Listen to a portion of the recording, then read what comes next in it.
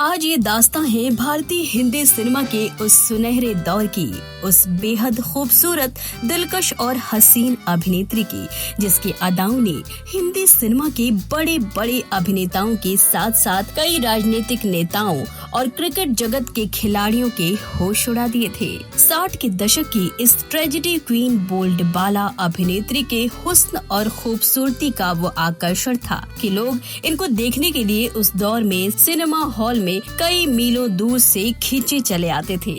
60 के दशक में जहां हिंदी सिनेमा की दूसरी कई मशहूर अभिनेत्री भारतीय संस्कृति को फिल्मों में बढ़ावा दे रही थीं, तो वहीं ऐसे में ये खूबसूरत अभिनेत्री आ गईं सबके सामने बिकनी और स्विमिंग सूट के साथ। आखिर क्यों इस अभिनेत्री के इस बोल्ड अवतार ने पूरे हिंदुस्तान में वो आग लगाई जिसकी धधक पहुंच गई भारतीय संसद तक। इस अभिनेत्री की जिंदगी में ऐसा क्या हुआ था कि अभिनेत्री को अपने बिकनी वाले सभी पोस्ट और होर्डिंग को मुंबई की सड़कों से रातों रात जल्दबाजी में हटवाना पड़ा था। 60 के दशक में जहां शादी से पहले पति का चेहरा देखना माना जाता था लज्जा का पल, उसी वक्त में ये बोल्ड अभिनेत्री सारी मान मर्यादाओं को तोड़ते हुए अपनी शादी से पहले ही रहने लगी थी अपने प्रेमी और पति के साथ लिविंग रिलेशनशिप जैसे रिश्ते में। आखिर क्यों उस अभिनेत्री के प्रेम में पागल एक क्रिकेट खिलाड़ी ने मैदान पर उनके स्वागत पर लगा दिया था लगातार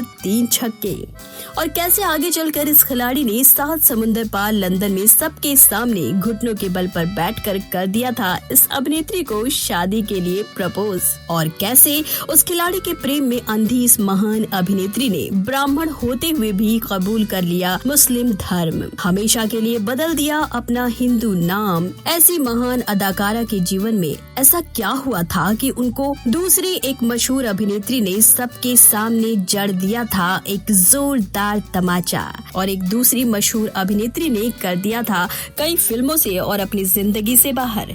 क्या आप ये भी जानते हैं कि इतनी मशहूर और 2700 करोड़ की धन दौलत के मालकिन की जिंदगी में ऐसा आखिर क्या हुआ था कि अभिनेत्री सब कुछ होते हुए भी अपने घर पर पेंट की जगह करने लगी थी पुताई? तो हम बताएंगे आपको और भी बहुत कुछ इस शानदार और खूबसूरत हुस्न की मलिका की जिंदगी के बारे में, वो राज जिनको सुनकर लोग हो जाएंगे हैरान। तो आप सब बने रहिए हमारे साथ वीडियो के अंत तक। आज हम बातें कर रहे हैं हुस्न, सादगी और ग्लैमर से मिलकर बनी एक ऐसी अदाकारा की जो अपने पूरे जीवन काल में अपने अभिनय से ज्यादा अपने विवादों के लिए मशहूर हुई। अपनी खूबसूरत दिलकश अदाओं से इस हसीन अभिनेत्री ने हमेशा भारतीय हिंदी सिनेमा पर राज किया है। आगे चलकर ये अभिनेत्री कहलाई नवाब पटौदी की महारानी और हिंदी सिनेमा की बिकनी गर्ल यानी शर्मिला टैगोर। तो चलिए शुरुआत करते हैं शर्मिला के शुरुआती जीवन और उनके फिल्मी सफर से। शर्मिला टैगोर का जन्म 8 दिसंबर 1944 को उत्तर प्रदेश के कानपुर में हुआ था, जो आजादी से पहले यूनाइटेड प्रोविंस का हिस्सा हुआ करता था। पिता गितेंद्र Nath Tagore British India corporation में जनरल मैनेजर थे और माँ ईरा टैगोर हाउस वाइफ थी, जो एक असमिया परिवार से आई हुई थी। शर्मिला 3 बहनों में सबसे बड़ी थी। उनकी 2 छोटी बहनें थीं, ओइंद्रिला कुंडा और रोमिला सेन। टैगोर परिवार से फिल्मों में काम करने वाली ओइंद्रिला पहली शख्स थी जिसने भी रविंद्रनाथ टैगोर की कहानी पर 1957 में बनी तपन सिन्हा की बंगाली फिल्म काबुली वाला देखी है। उन्हें वो नन्ही बच्ची मिनी जरूर याद होगी जिसकी काबुली वाले से दोस्ती हो जाती है। उस मिनी का किरदार निभाने वाली कोई और नहीं बल्कि शर्मिला टैगोर की छोटी बहन ओइंद्रिला थी। शर्मिला की शुरुआती शिक्षा सेंट जॉन डायोकेशन गर्ल्स स्कूल और फिर आसनसोल के लोरेटो कॉन्वेंट में हुई। जब वो सिर्फ 13 साल की थी और अभी स्कूल में पढ़ ही रही थी, तभी से उन्होंने फिल्मों में काम करना शुरू कर दिया था। उन्होंने अपनी पहली फिल्म ही इस सदी के भारतीय उपमहाद्वीप के महान फिल्मकार सत्यजीत रे के साथ की थी। अपू ट्रायोलॉजी की तीसरी फिल्म अपूर संसार की नन्ही अभागी दुल्हन कोई और नहीं बल्कि 13 बरस क्लास की शर्मिला टैगोर थीं। उस फिल्म में उनके काम को बहुत ही सराहना मिली और उन्हें और फिल्मों में काम मिलने लगे। अगली फिल्म सत्यजीत रे की ही बनाई गई सती थी। पहली हिंदी फिल्म से पहले शर्मिला ने 6 बंगाली फिल्मों में काम किया। वो अभी छोटी ही थी और स्कूल में पढ़ ही रही थी, लेकिन ज्यादातर समय फिल्मों की शूटिंग में व्यस्त रहने के कारण वो स्कूल कम ही जा पाती थी। साथ ही स्कूल को ये भी लगने लगा था कि फिल्मी माहौल से आने के कारण शर्मिला की वजह से बाकी लड़कियों का ध्यान पढ़ाई से हट रहा है। उनकी वजह से स्कूल का माहौल खराब हो रहा है। स्कूल वालों ने शर्मिला के पिता से कहा कि वो अपनी बेटी को स्कूल न भेजे।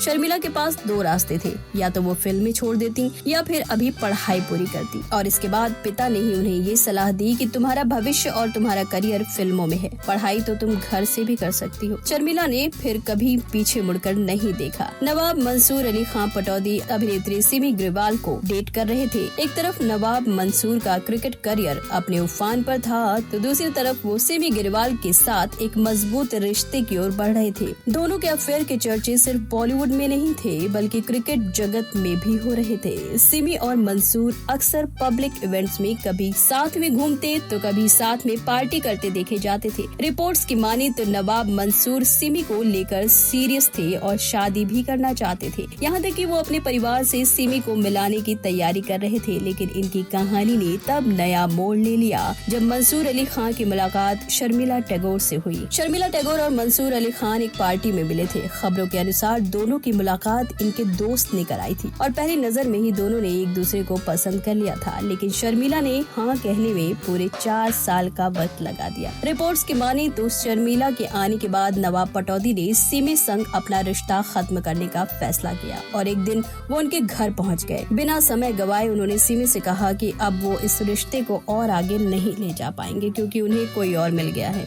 मंसूर की बातें सुनकर सिमी ने कुछ नहीं कहा, मानो उन्हें पहले से ही इस बात की भनक लग गई थी। लेकिन फिर भी वो अपने प्यार को एलिवेटर तक छोड़ने गई। मंसूर ने उन्हें मना भी किया, लेकिन वो नहीं मानी। जब वो घर से बाहर निकली तो देखा कि वहाँ शर्मिला टैगोर खड़ी हुई थी। दोनों ने एक दूसरे को देखा, लेकिन कुछ कहा नहीं। उन्होंने एक शर्त रख दी। शर्त ये थी कि मंसूर अली खान पटौदी जिस दिन मैच में एक ही ओवर में 3 बॉल्स पर लगातार 3 छक्के लगा देंगे, उस दिन शर्मिला उनसे शादी करेंगी। आपको बता दें कि अगले ही दिन नवाब पटौदी ने एक मैच में 3 बॉलों पर 3 छक्के मार दिए थे। शर्मिला बॉलीवुड की सुपरस्टार थी, तो नवाब मंसूर क्रिकेटर होने के अलावा नवाब खानदान के चश्म चिराग थे। शर्मिला और मंसूर तो शादी के लिए तैयार हो गए। साल 1967 में an evening in Paris release हुई। पूरे शहर में बड़े बड़े होर्डिंग्स लगे थे जिसमें उनकी नीली बिकनी वाली तस्वीर थी। उसी समय नवाब मंसूर अली खान पटौदी की मां मुंबई आई हुई थी। पटौदी की मां मुंबई यात्रा के दौरान उस लड़की से मिलना चाहती थी जिन्हें उनका बेटा उन दिनों डेट कर रहा था। यूँ तो शर्मिला बहुत आजाद ख्याल और बहुत आधुनिक विचारों वाले परिवार से ताल्लुक रखती थी। वो फिल्मों में अपने पिता के कारण ही थी। अपने समय से आगे के आधुनिक फैसलों को लेकर उन्हें घर में किसी तरह के विरोध का सामना नहीं करना पड़ता था। लेकिन उन्हें डर था कि पटौदी का खानदान नवाबी होने के साथ थोड़ा पिछड़े रूढ़िवादी ख्यालों का भी है। ऐसे में अगर उनकी माँ ने होने वाली बहू के बिकने वाले बैनर पूरे शहर को चकाचौंध करते देखे तो जाने उन पर क्या बीतेगी। उन्होंने शक्ति सामंत से गुजारिश की कि कुछ दिनों के लिए ये बैनर हटा लिए जाएं। शक्ति सामंत भी बिना कोई सवाल किए उनकी बात समझ गए और सारे बैनर हटा दिए गए। लेकिन इनका अलग धर्म इनके परिवार वालों को खटक रहा था। नवाब खानदान की बहू बनाने के लिए मंसूर की मां साजिदा सुल्ताना ने शर्मिला टैगोर के सामने शर्त रखी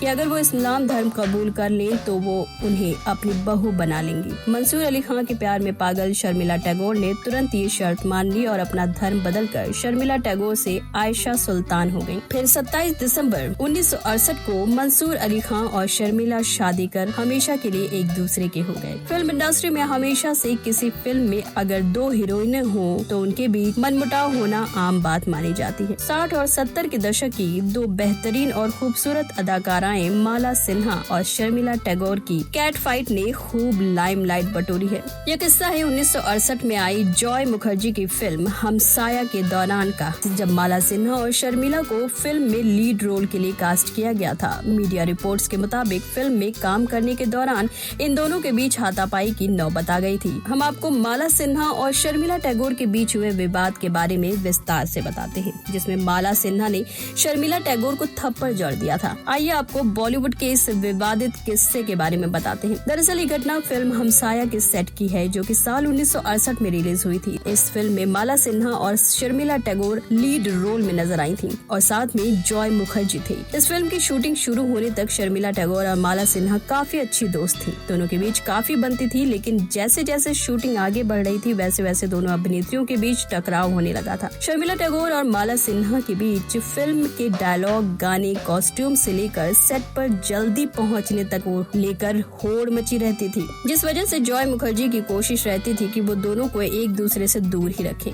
हालांकि जॉय मुखर्जी हर बार ऐसा नहीं कर पाते थे। जब भी किसी सीन में दोनों अभिनेत्रियों की जरूरत होती थी तब दोनों का आमना सामना होता था और किसी न किसी वजह से दोनों के बीच तू मैं जरूर हो जाती थी। लेकिन एक दिन माला सिन्हा और शर्मिला टैगोर के बीच विवाद इतना ज्यादा बढ़ गया कि माला सिन्हा ने शर्मिला टैगोर को थप्पड़ जड़ दिया। रिपोर्ट्स के मुताबिक माला सिन्हा और शर्मिला टैगोर के बीच किसी बात पर बहस हो गई थी और दोनों के बीच की लड़ाई इतनी ज्यादा बढ़ गई थी कि माला सिन्हा ने शर्मिला टैगोर को एक जोरदार थप्पड़ जड़ दिया। ये सब कुछ इतनी जल्दी हुआ कि वहाँ मौजूद सब लोग सिर्फ देखते ही रह गए। कहा तो ये भी जाता है कि माला सिन्हा और शर्मिला टैगोर के बीच हाथापाई ही नहीं, गाली गलौज तक हुई थी। हालांकि इस विवाद में कितनी सच्चाई है ये तो माला सिन्हा और शर्मिला टैगोर ही जानते हो। शर्मिला टैगोर अपने 800 करोड़ रुपए के आलीशान पटौदी पैलेस में रहती हैं। वो खुद 2700 करोड़ रुपए की मालकिन है। ये और बात है कि शर्मिला हवेली में पेंट के बजाय पुताई कराती है, वो भी खर्च बचाने के लिए। ये दिखाता है कि अपनी फाइनेंशियल प्लानिंग को लेकर वो किस हद तक सजग हैं। शर्मिला ने अपनी फेमस फिल्म आराधना के बारे में भी बात की। उन्होंने कहा कि ये फिल्म 1969 में रिलीज होने पर एक बड़ी हिट रही। जब आराधना रिलीज हुई तो चेन्नई में हिंदी फिल्मों के खिलाफ बहुत बड़ा विरोध हुआ था, लेकिन इसके बावजूद भी ये फिल्म 50 हफ्तों तक चली। उन्होंने कहा कि ये हमारी इमोशन को दिखाता है जो कि भाषा से परे होती है। शर्मिला की आखिरी स्क्रीन आउटिंग इस साल की OTT रिलीज गुलमोहर थी, जिसमें मनोज वाजपेयी और सिमरन भी मुख्य भूमिका में थे। शर्मिला टैगोर ने न केवल भारतीय सिनेमा में एक इम्पोर्टेंट रोल प्ले किया है, बल्कि उन्होंने अपने विचारों और एक्सपीरियंस से युवा पीढ़ी को प्रेरित भी किया है। तो ये थी फिल्म फ्लिक्स एंटरटेनमेंट की फिल्मी बातें कार्यक्रम के अंतर्गत बॉलीवुड की मशहूर अभिनेत्री शर्मिला टैगोर की जिंदगी के सफर के बारे में कुछ दिलचस्प बातें। अगले वीडियो में किसी और एक्टर की जिंदगी से जुड़े कुछ दिलचस्प किस्सों को लेकर हम एक बार फिर हाजिर होंगे। तब तक के लिए नमस्कार, शुभ रात्रि।